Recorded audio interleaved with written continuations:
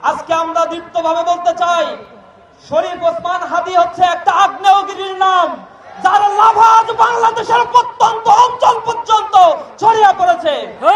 শরীফ ওসমান হাদী আধিপত্যবাদের বিরুদ্ধে যেভাবে উচ্চকণ্ঠে স্বৈরাচারের বিরুদ্ধে যেভাবে দাবা বাজিয়েছে, তা আজ জুলাই বিপ্লবীদের রক্তে আগুন ধরিয়ে দিয়েছে।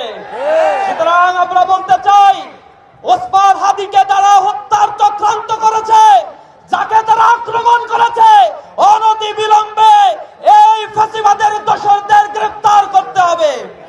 স্বরাষ্ট্র মন্ত্রণালয়ের দৃষ্টি আকর্ষণ করছি, তিনি আজও এখনো পর্যন্ত কার্যকর কোনো পদক্ষেপ গ্রহণ করতে পারেন নাই। প্রশাসনে কোটি কোটি জনশক্তি টাকা এখানে বিনিয়োগ করা হয়েছে, অথচ কার্যকরভাবে ফ্যাসিবাদ নির্মূলে যে ধরনের উদ্যোগ গ্রহণ করার দরকার ছিল তা আমরা দেখতে পাইনি। জুলাই পরবর্তী যে সকল নেতা কর্মী এবং সন্ত্রাসী আওয়ামী ফ্যাসিবাদকে গ্রেফতার করা হয়েছিল, তার অধিকাংশকেই আজ মুক্ত করে অস্ত্রের চোরাচালানির মাধ্যমে তারা আজ সন্ত্রাসীর স্বর্গরাজ্যে পরিণত করেছে।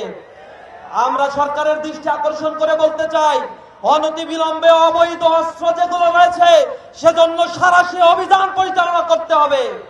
বাংলাদেশে আগামী যে সংসদ নির্বাচনের ঘোষণা দেওয়া হয়েছে, সেই সংসদ নির্বাচনের জন্য একটি লেভেল প্লেইং ফিল্ড গঠনের জন্য এখন থেকেই সরকারকে জনগণের আস্থা অর্জনের চেষ্টা করতে হবে। অন্যথায় জুলাই বিপ্লবীরা আবার রাস্তায় নামবে, তাদের সংঘবদ্ধ সমৃদ্ধ এই বাংলাদেশকে গড়ে তোলার জন্য এই তরুণ প্রজন্ম প্রয়োজনে আবার প্রতিরোধ গড়ে তুলবে।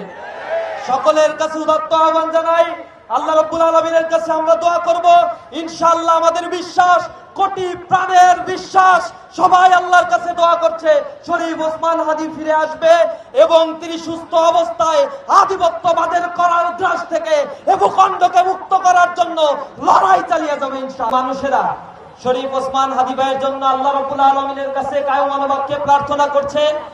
এই হাদী আমাদের বাংলাদেশের জন্য খুব বেশি এখন প্রয়োজন।